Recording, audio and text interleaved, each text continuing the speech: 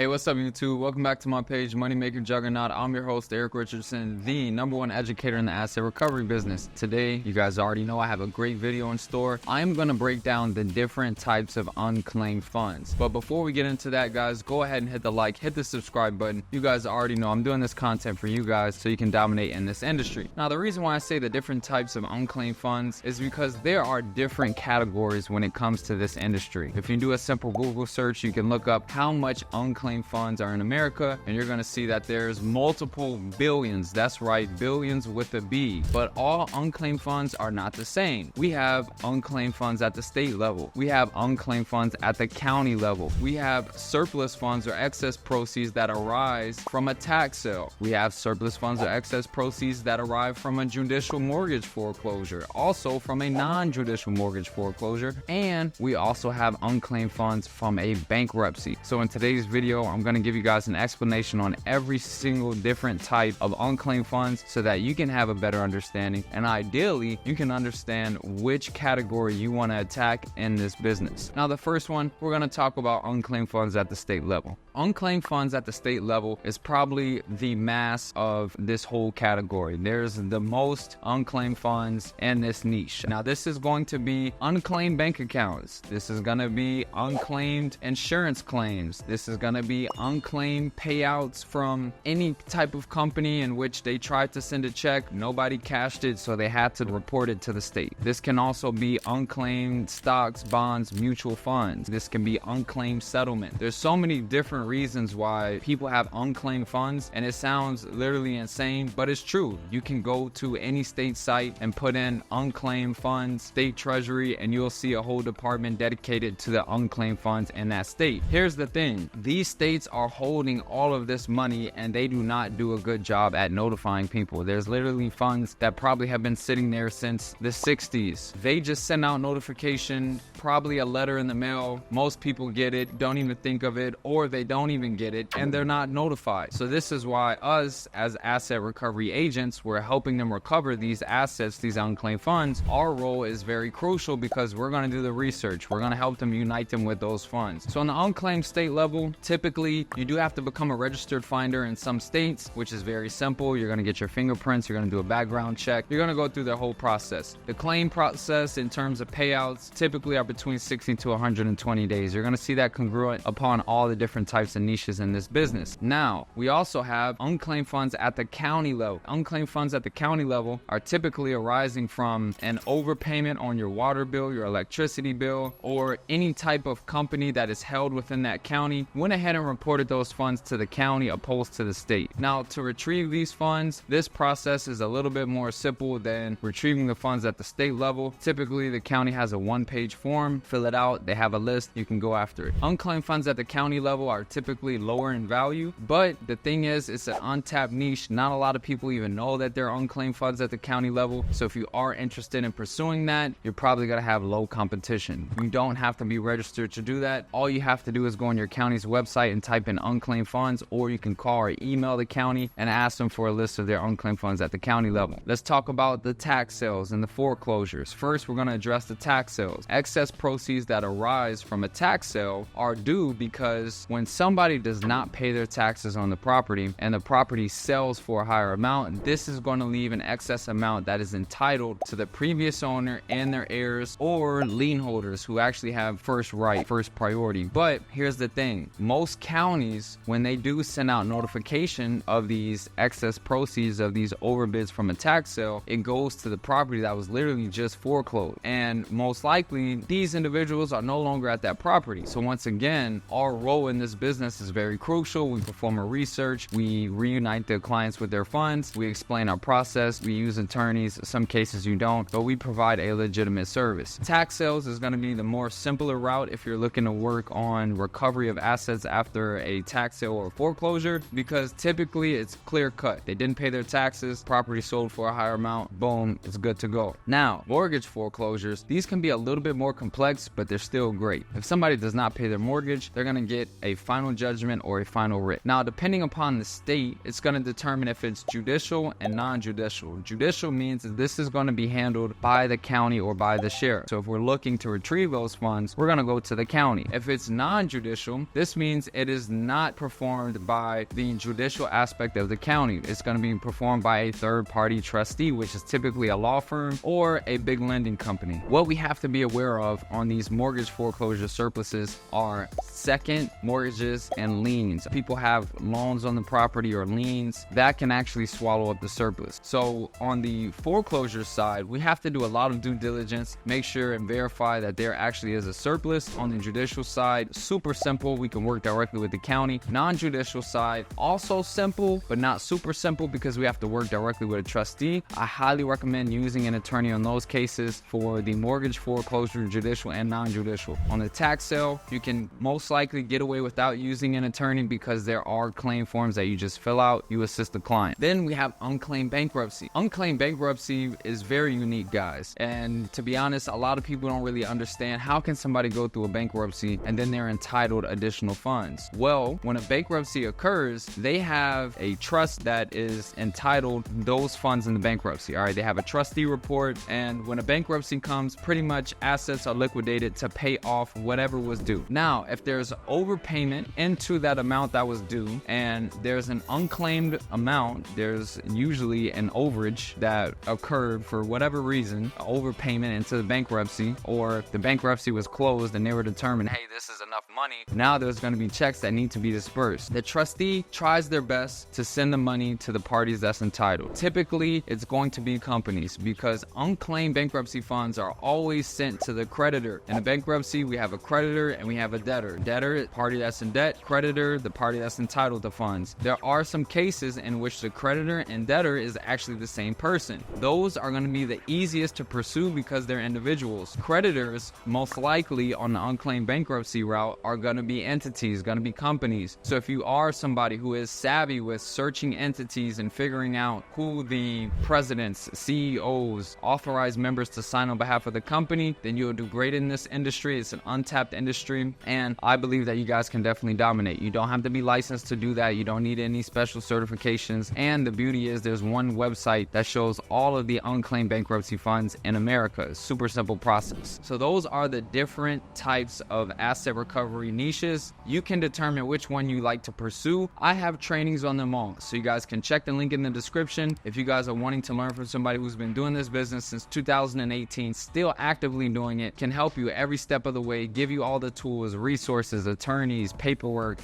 marketing materials, everything you need, go ahead and sign up. I'm looking forward to helping you guys out.